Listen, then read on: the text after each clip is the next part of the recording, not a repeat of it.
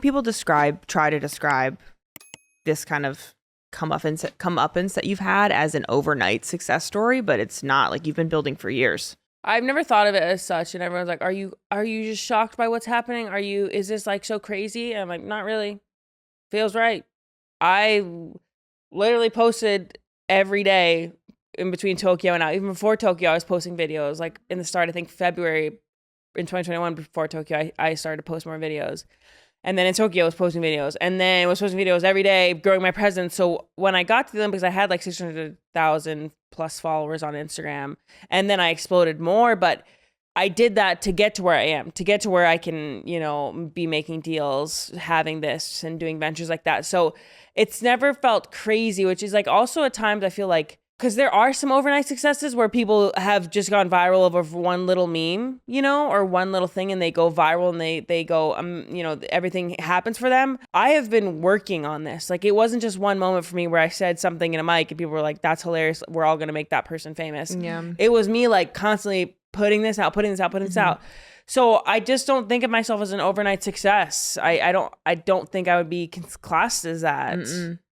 I had to I'm fighting tooth and nail in a way. You've been grinding for years. The several years long overnight success. Like, I put my whole personality out online. You've seen that thing where it's like it takes 10 years to be an overnight success. Oh, interesting. And I think you fit into that role of like, you've been doing this for, how long have you been on the USA team?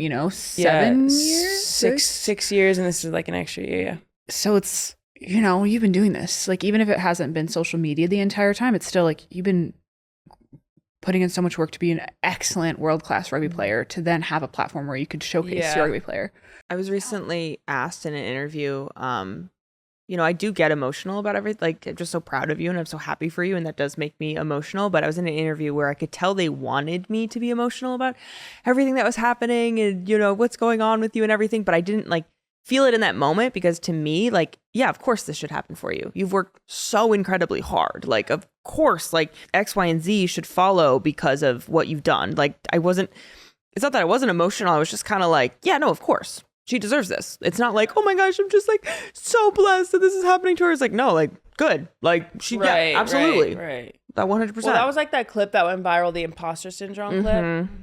I was like, thanks for posting that, CNN.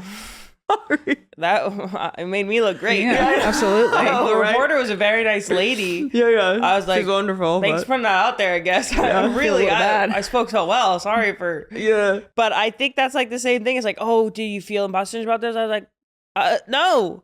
Stop asking me that. No, and you would not ask a man that. You wouldn't ask a man that, and I literally just feel like it's just crazy that they're just expected to have that after all that I've done, after all that I've worked. And you think I just don't feel deserving of it. And that's, I think, also a woman thing, though, too, of we're forced, this humbleness is sometimes forced on us to make us no, be humble, you be small. Don't be too, you don't want to know you're pretty. You don't want to know this.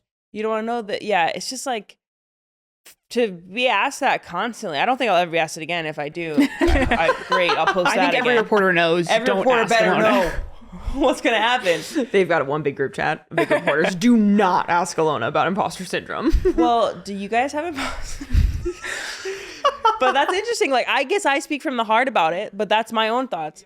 I guess I don't know. Do you guys ever feel that way? If you were to be asked that question? I've definitely felt imposter syndrome in certain cases, but not a lot, because again, I went to college for I did global studies in political science, and I worked in data entry and development. And that's what I then went into. Yeah. So I kind of was like, yeah, this fits. Of course, I've studied this. I've worked this. There's maybe some situations where I've been in rooms where I'm with so many intelligent and world-class human rights leaders. And I'm like, why am I in this room? And I think that's more of a realistic point of why do my little Excel sheets and yada, yada? Why am I in the conversation with them? But it's never been an overwhelming imposter syndrome feeling. I think I used to definitely being a young professional kind of coming up. There's always that worry of oh my gosh, I don't know enough. Oh my gosh, I don't, I'm still learning. I'm going to do it bad. I'm going to do it. But I remember seeing this quote one time that was if you weren't ready for it, the opportunity wouldn't present itself. And I remember hearing that and being yeah, Yeah, Write that can down. do it. I can figure it out. Like fake it till you make it or whatever. But I mean, I think we are as women sort of expected to have imposter syndrome and expected to feel like, I don't know, we're not deserving of what we've worked for, and which is exactly everything that you were commenting on in Being your small in your and very humble. viral clip. But I think, yeah, that's just like kind of taught to like, and then I started going, I've even had like bosses, like women above me who are like, oh, does this email sound too aggressive? And like, even before she's done reading it, I go, would a man be asking himself that question right now about the email you're about to send? She'd be like, no. And like, they would press send. So I like looking at things from that mindset. Would a man feel he wasn't deserving of this position or undeserving of sending this email in this tone or without an exclamation mark here? No. So do it. Like, Yeah. whatever. Maybe that's just thrown around too much, imposter syndrome. It's just thrown around as something very flippant, something easy to have. I think that at times you can feel doubt about things. You can feel like, oh, that's, I'm really in this room full of people. Like that's, a little bit, but to have a whole syndrome on it, you guys are deserving, not just you, but I'm talking to the people as well. Yeah. You're deserving. You've worked for it. I tell a story of like, for even like middle school basketball coaches, it's so funny. A guy who's played basketball, up until high school as an adult, he'll be like, yeah, I can coach my kids' basketball team. Yeah. A woman will be like, I didn't go to the WNBA. I didn't play D1, so I don't think I can coach this middle school basketball team. Like, we are always going above and beyond to be overqualified for things. At some time, let's realize we have worked for it. We deserve it. And we're supposed to be here. And yeah, there doubt can creep in. Maybe some insecurity can creep in. But you're where you're supposed to be. And you got there through all that you did. Clip that. Wow. Put that everywhere. Love that. Send it out. Send that to CNN. Send that to CNN. But thank you, CNN. I love you CNN. for posting that. That was a nice interview.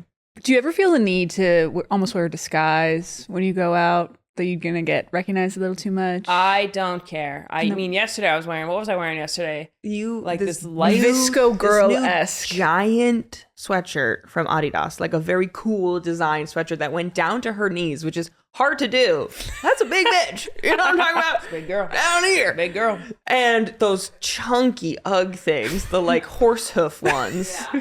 She was just stepping out in the town. When I realized shorts too, so it was just the zip up. Oh, yeah. So it looked like, it was very Ariana Grande, a la 2019. Oh, yes, There you go. What it was. Get her a lollipop. Yeah, but when I realized she was leaving the house like that, I was like, live your truth. Live your truth. I don't care. Yeah. I don't care if you want to take pictures with me and I look like that. Even on our walk yesterday, I had a sweatshirt on that had a coffee stain on it. Oh, yeah, you clocked it before we left, and I was like, you changing it? And she was like, nope. No, I got like an Adam Sandler thing going on, I guess. I think I said that. You did. I just don't mind. I think like the thought of having to be styled all the time, I think I am in a way. I don't know if I'm a style icon, but I know how to dress for my body, for what makes me feel good. But I do that when I need to do that. When I don't, I'm going to be comfortable and not have to do laundry that much. You know what I'm saying? So I don't think I'll change my style that much or like be prepared. Because also, guys, paparazzi, if you see not actual big celebrities with paparazzi shots, they've called them. Literally. Guys. That's not real. They're not, the paparazzi are being called. There's a secret for you in Hollywood. People are calling paparazzi left and right. So I'm not calling them. So I'm not worried if a paparazzi. If a paparazzi gets you when I'm out, I'll be like, what the heck? What are you doing here? Yeah. So just know that. Like, that's why I don't need to dress up. Besides the Dancing with the Stars, like rehearsal studio, they'd be outside of there Even because then, they knew. I didn't dress up for that. No. She was just vibing. I always had multiple things in my hands. Yeah, the claw hands. Maybe I should start calling paparazzi. Maybe that'd make me dress up better. You get some more Instagram posts. Get some more Instagram posts. Yeah. Ilona Maher seen eating spotted in Beverly Hills a full burrito while her sister with only coffee eats half. stain. Well, her sister cuts it in half and looks sad the whole time. And then Adrianna arrived and she was like, oh, you guys went for burritos without me? And I was like, I have a half if you want it. It was great. Thank you. You're welcome. Keep this up.